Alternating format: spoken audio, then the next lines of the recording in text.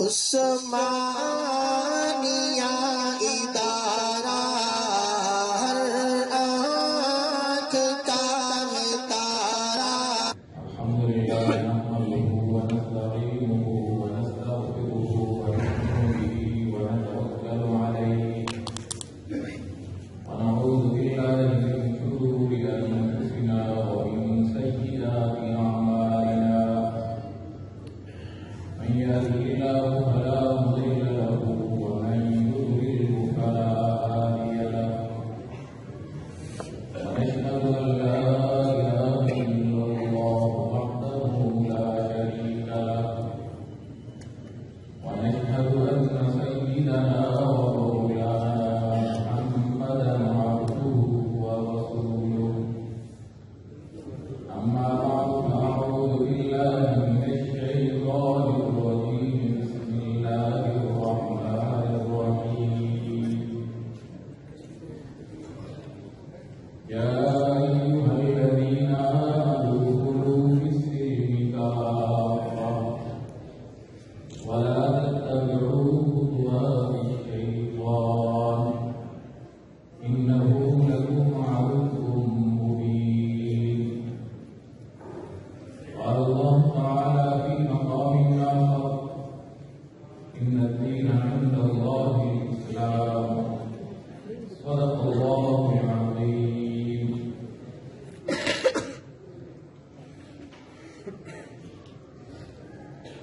توحید کی امانت سینوں میں ہے ہمارے، آسان نہیں ہے مٹانا نام و نشان ہمارا.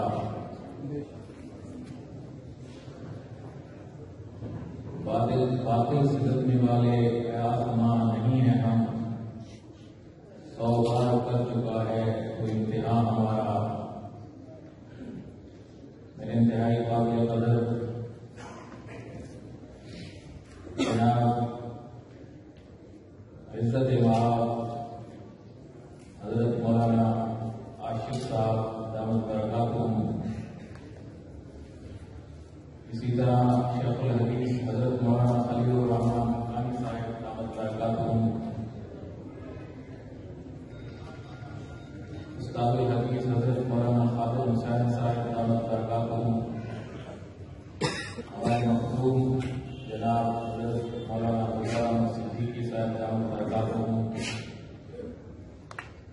برادر مکرم مولانا حفظ الرحمان صاحب، برادر مکرم مولانا عبید الرحمان صاحب و دیگر تابعین، حضرت مولانا ڈاکٹر سعد صدیقی صاحب، باقی علماء کرام، جامعہ عثمانیہ کے فضلاء کرام، انتہائی خوشی اور مسرت محسوس کر رہا ہوں کہ آپ حضرات سے ملاقات ہو رہی ہے. دعا ہے کہ اللہ رب العالمین آج ہم سب کی حاضری کو اپنی بارگاہ میں قبول فرمائے. حضرات فضلاء کرام سے چند ایک گزارشات کرنے کے ارادے سے آپ حضرات کے میرے بھائی ہیں، نوجوان دوست ہیں. آج آپ یہاں سے اپنے اکابر کی امانت حاصل کرتے ہوئے ملک و ملت کی خدمت کے لیے نئے جذبے اور نئے عقل کے ساتھ اپنے میدان میں اتریں گے، تو وہاں پر مختلف قسم کے چیلنجز، مختلف قسم کے میدان، مختلف قسم کے لوگ آپ حضرات کے سامنے ہیں. تو اس لیے چند ایک گزارشات ہیں جو آپ حضرات سے شرکت کرنی ہے، کیونکہ آپ حضرات کے ساتھ اس کو شیئر کرتے ہیں. میرے انتہائی قابل قدر نوجوان علماء کرام اس وقت ہمارے سامنے پوری دنیا کا نظام ہے. ایک طرف دینی مدارس ہیں، دوسری طرف مقابل میں کچھ قوتیں ہیں جو سر چڑھ کر ہمارے اوپر دوڑنے کی کوشش کر رہی ہیں. تو اسلام ہمیں اس موقع پہ کیا سبق دیتا ہے، اس چیز کو ہم اپنے سامنے رکھتے ہوئے آگے بڑھنا ہے۔ اللہ تعالیٰ کا لاکھ لاکھ شکر ہے کہ اللہ تعالیٰ نے ہمیں اسلام مذہب عطا فرمایا اور حضور صلی اللہ علیہ وسلم کا امتی بنایا۔ پچھلے جتنے بھی دین ہیں، نہ وہ دین محفوظ ہیں، نہ وہ کتابیں محفوظ ہیں، نہ وہ شریعتیں محفوظ ہیں، ان کی کوئی چیز بھی محفوظ نہیں ہے۔ اور آپ حضرات کے سامنے اللہ کا نازل کیا ہوا قرآن بھی محفوظ ہے اور حضور صلی اللہ علیہ وسلم کا فرمان حدیث بھی محفوظ ہے۔ جہاں پر یہ اللہ نے صحابہ کرام کی محنتوں کا نتیجہ ہے، وہاں پر انہیں علماء اور درویش لوگوں کا بھی نتیجہ ہے۔ ان کی محنت اور کاوش سے آج بخاری کو اختتام کی طرف لے جائیں گے۔ تکمیل بخاری کا موقع ہے تو آپ ذرا پڑھیں کہ بخاری لکھی کیسے گئی، بخاری میں اتنی احادیث جمع کیسے ہوئی۔ صحابہ کرام کے دور میں تو نہیں لکھی گئی، بہت بعد میں آئی۔ اس وقت سے لے کے آج تک مسلسل بخاری کو پڑھا جا رہا ہے، صحاح ستہ کو پڑھا جا رہا ہے۔ تو حضرات محترم، میں اس طرف نہیں جانا چاہتا کہ ہماری احادیث کا مہینہ کیسے ہم تک پہنچا اور محفوظ ہے۔ میں اسی اپنے اصل موضوع کی طرف رہنا چاہتا ہوں کہ اللہ تعالیٰ نے اسلام کو جامع ترین مذہب بنایا ہے۔ قیامت کی صبح تک یہ نہیں ہے کہ عبادت تو ہم اسلام کے طریقے پر کریں، معیشت ہم کسی اور مذہب سے لیں، اسلام کے مطابق ہم روزے رکھیں لیکن ہم معاملات کسی اور مذہب کے مطابق کریں، ہم عبادت حج کو اسلام کے مطابق کریں، نکاح اور ازدواج کی زندگی ہم کسی اور مذہب سے لیں، ہم سفر کو اسلام کے مطابق کریں لیکن ہم دنیا کے ساتھ سیاسی معاہدات کسی اور مذہب سے لیں۔ نہیں میرے دوستو، اللہ نے فرمایا کہ اسلام کے اندر پورے کے پورے داخل ہونا ہے۔ اگر آپ نے کھانا کھانا ہے، اسلام آپ کو بتائے گا۔ اگر آپ نے دنیا سے بات کرنی ہے، اسلام آپ کو بتائے گا۔ اگر آپ نے کسی بادشاہ قطر سے بات کرنی ہے، اسلام آپ کو بتائے گا۔ اگر آپ کسی مزدور سے بات کرنا چاہتے ہیں، اسلام آپ کو بتائے گا۔ مملکت آپ کے پاس آتی ہے، حاکمیت آپ کے پاس آتی ہے، حکومت آپ کے پاس آتی ہے۔ حکومت کرنا کس طرح ہے، حکومت چلانی کس طرح ہے، نظام عدل کس طرح قائم کرنا ہے، دنیا کے ساتھ کس طرح تجارت کرنی ہے، اسلام آپ کو بتائے گا۔ آج کچھ لوگ کچھ چیزیں اسلام سے لیتے ہیں، کچھ ادھر سے لیتے ہیں، جو اچھی لگتی ہے اسلام سے لے لیتے ہیں، جو خواہش ہوتی ہے وہ دوسرے مذہب سے لیتے ہیں۔ اس طرح نہیں کرنا، کیونکہ اللہ نے فرمایا ہے پورے کے پورے اسلام میں داخل ہو جاؤ۔ اسلام میں کسی چیز کی کوئی کمی نہیں، قرآن میں کسی چیز کی کوئی کمی نہیں۔ یہ جامع دین ہے، یہ حضور صلی اللہ علیہ وسلم کی امت کا دین ہے۔ یہ اللہ نے ایسا نازل فرمایا، قیامت کی صبح تک اللہ تعالیٰ نے ایسا نظام بنا دیا ہے کہ قرآن و حدیث کو سامنے رکھتے ہوئے امام اعظم امام ابو حنیفہ نے سارے دین کو مدمم کر دیا ہے، ایسا ذخیرہ جمع کر دیا ہے، ایسی فقہ مرتب کر دی ہے کہ قیامت کی صبح تک جس چیز کے جس مسئلے کی ضرورت ہوگی، امام ابو حنیفہ رحمہ اللہ نے فرمایا میں ایسے اصول لے کے جا رہا ہوں، تم قرآن کو دیکھو گے، حدیث کو دیکھو گے، فقہ کو دیکھو گے، آپ کو کسی اور مذہب نہیں بلکہ تو میں کہا کرتا ہوں کسی اور مذہب کی، کسی اور امام کی طرف بھی دیکھنے کی ضرورت نہیں ہوگی۔ جس چیز کی بھی ضرورت ہوگی، امام ابو حنیفہ کہتے ہیں میری فقہ میں وہ موجود ہو۔ ذرا غور سے کہیں سبحان اللہ۔ امام ابو حنیفہ کے مشہور ہیں کہ امام ابو حنیفہ نے امت میں احسان کر دیا ہے۔ امام ابو حنیفہ نے امت کو وہ فقاہت بخشی ہے کہ آج پوری دنیا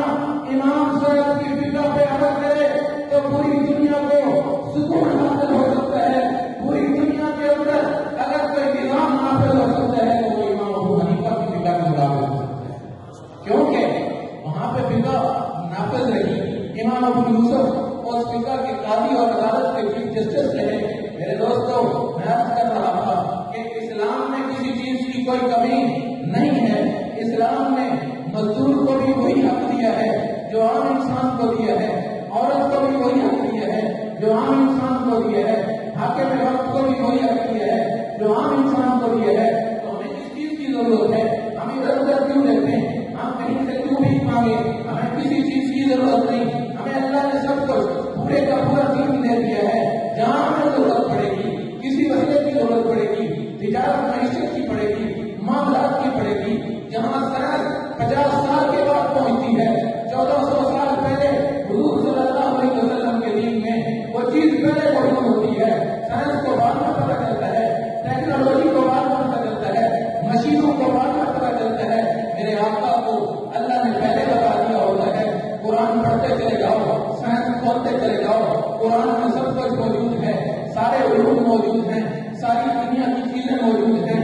جلال الدین سیوطی رحمہ اللہ نے لکھا کہ میں قرآن کے علوم کا احاطہ نہیں کر سکتا, لیکن میں ضرب تفریق تقسیم کرنے کے بعد اس بات پر پہنچا ہوں کہ قرآن کے اندر اللہ نے 77,000 علوم نازل کیے ہیں. ایک علم پر دنیا تحقیق کرتی رہ جائے, کتابیں قلم کاغذ یونیورسٹیاں ختم ہو جائیں گی, لیکن اللہ کے قرآن کا علم ختم نہیں ہوگا. اس وقت دنیا میں صرف 100 علوم موجود ہیں جن پر دنیا تحقیق کر رہی ہے, چل رہی ہے, آگے بڑھ رہی ہے.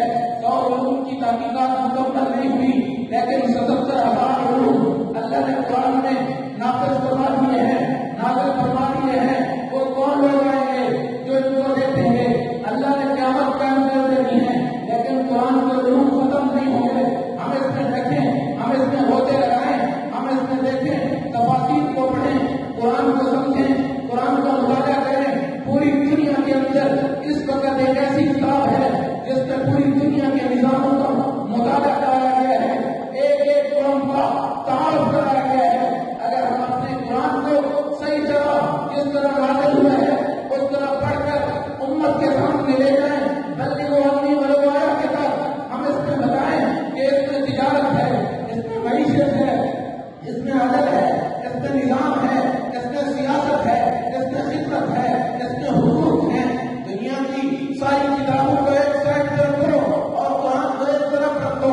ساری دنیا کے لیے دستور منشور اگر کوئی ہو سکتا ہے تو وہ رب کا قرآن ہو سکتا ہے یا محمد مصطفیٰ کا فرمان ہو سکتا ہے. ہمیں اسلام سے باہر جانے کی ضرورت نہیں ہے. میرے حضرات محترم, آج کچھ نوجوان عورتوں کو اس موضوع پہ لگا دیا گیا کہ میرا جسم میری مرضی, ہمارے حقوق ہمیں چاہیے. اور خدا کی بندیوں کو نہیں پتا کہ اسلام سے پہلے تمہارے کوئی حقوق نہیں تھے. تمہیں جانور تصور کیا جاتا تھا, تمہیں انسان نہیں سمجھا جاتا تھا. اللہ نے عورت کو کیا حق دیا؟ مرد عبادت کرتا ہے, عورت بھی عبادت کرتی ہے. مرد زکات دیتا ہے, عورت بھی زکات دیتی ہے. مرد حج کرتا ہے, عورت بھی حج کرتی ہے. مرد عمرے کرتا ہے, عورت بھی عمرے کرتی ہے. جو فرائض مرد کے ہیں اسی طرح عورت کے ہیں, برابر حقوق ہیں, کسی چیز کی کمی نہیں. بلکہ اللہ نے اس پہ یہ احسان کیا کہ کماتا مرد ہے, گھر میں عزت کے ساتھ بیٹھ کے تو کھا, بچوں کو کھلا, گھر میں ان کی تربیت کر. لیکن یورپ کو یہ اچھا نہیں لگتا, کفری ڈاکٹروں کو یہ اچھا نہیں لگتا. ان کو عورت گھر میں عزت سے بیٹھی ہوئی اچھی نہیں لگتی.